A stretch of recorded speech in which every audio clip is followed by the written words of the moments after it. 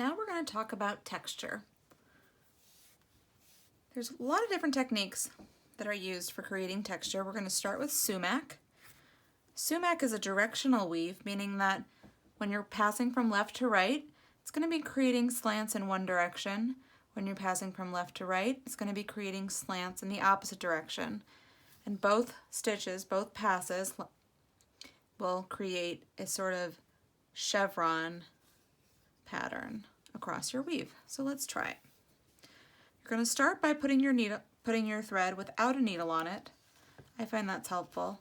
Under 2 warp threads. And you'll want to go ahead and encircle those warp threads completely and pass through the exact same warp threads again in the same direction. Okay. Then what you're going to do is, even though we're weaving from left to right, you're going to be passing through the following warp threads in groups of 2 from right to left. So you'll go ahead and lift up the following 2 warp threads, pass under, then you'll lift up the following 2 warp threads and pass under, and you'll continue that all the way to the end.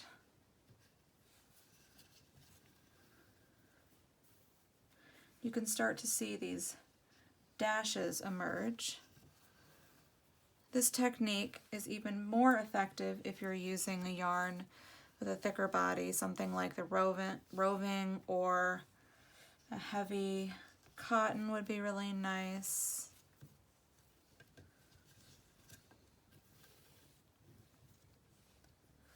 So I'm going under from right to left, underneath the warp threads in groups of 2.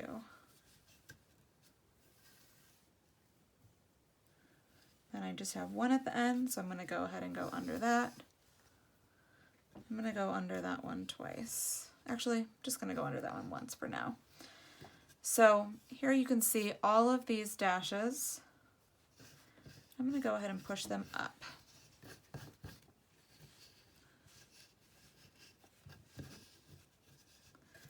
Because we're creating this arc over the warp threads, this yarn is lifted off of the warp, which is what's creating this sort of raised stitch, and that's a nice texture. So now we're going to be weaving from right to left, but we're going to be going under the warp threads from left to right.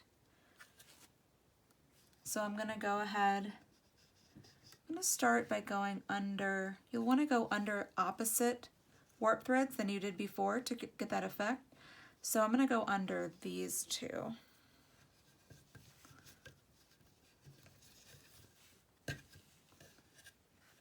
Okay.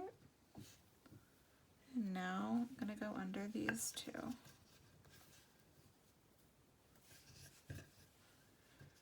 And once you continue a bit, you'll start to see that chevron shape start to emerge.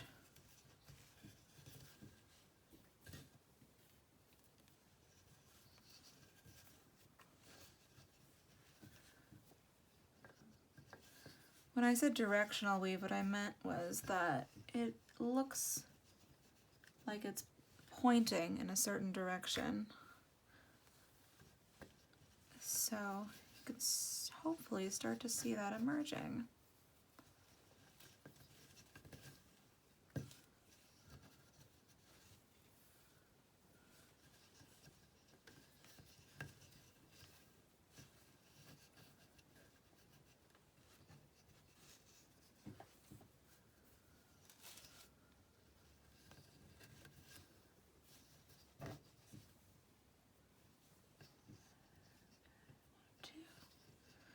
Under these 2.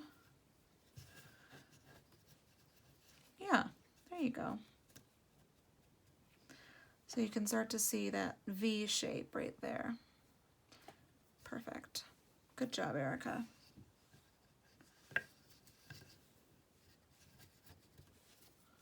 There's many ways to achieve this same stitch. this is how I learned.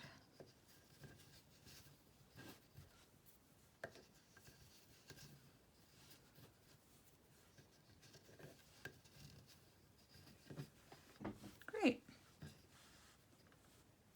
So that's sumac. Now I'm going to show you pile weaving, or weaving over a pencil. I'm going to use a paintbrush because it's what's near me. Awesome.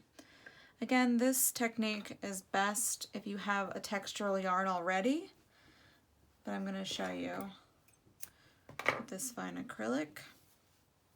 So essentially we're using the paintbrush or dowel or pencil to create some volume. So I'm going to start at this end here, and I'm going to go under the warp thread just as I would, but I'm also going to go under the pencil. Now I'm going to go over the warp thread and over the pencil or paintbrush. So you're still going over and under each warp thread. You're just also going over and under the pencil or dowel.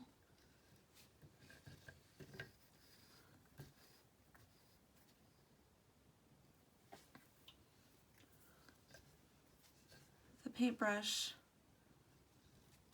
is holding that air in place for us, that space in place. And once we remove the pencil and create a line of plain weave below, the yarn will maintain the shapes. So you'll continue like that, being sure to go under and over each piece of yarn. So every time I'm skipping a warp thread. And I'll show you another way to create this same technique. Okay, so I'm gonna remove the pencil, and you can see that the yarn wants to maintain the shape. I'm gonna pull it up, and now I'm gonna create one single row of plain weave underneath it, and the plain weave secures those stitches in place.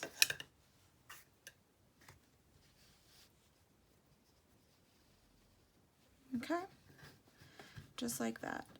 And now I'm going to do it again. Oh, it looks like we lost one. That's okay, just pull it up there. Now you can do it again. So you can do the same technique in a lot of ways. What you could also do is totally encircle one warp thread and push it up.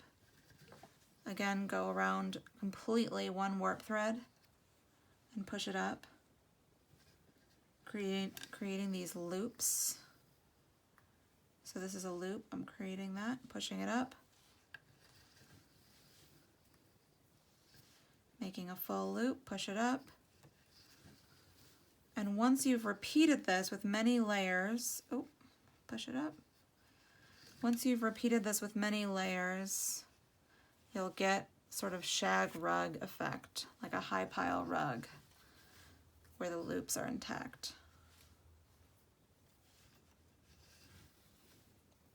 But you need to make sure to do that row of plain weave underneath, because that's what's going to secure it in place.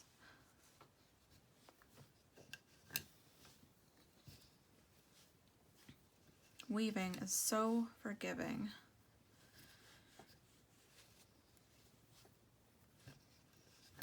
So I'm just encircling each warp thread, and then I come to the end of that section, and I'm going to go ahead and do a pass of plain weave. I'm going to do a pass in both directions to really secure that area.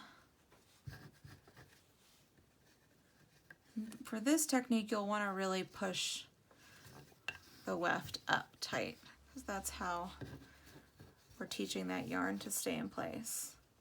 So as you can imagine, as you continue this all the way down, that's how you get the really textural sections, using a paintbrush or just creating loops, either one.